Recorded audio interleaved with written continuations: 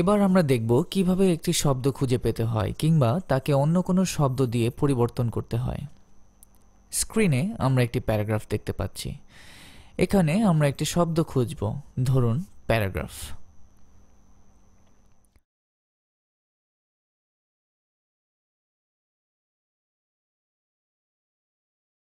Editing ট্যাবে mouse কার্সারটি নিয়ে ফাইন্ড অপশনে ক্লিক করি, তাহলে একটি উইন্ডো ওপেন হবে।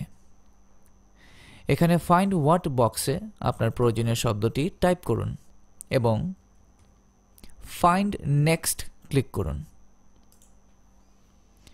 আমরা দেখতে পাচ্ছি যে শব্দটি কম্পিউটার খুঁজে নিয়েছে।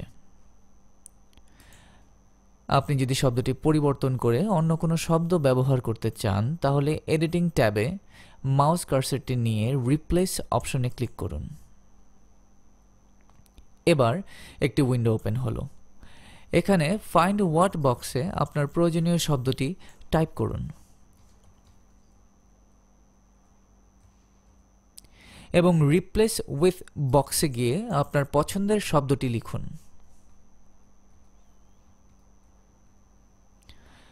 রিপ্লেস অল বাটনে ক্লিক করুন,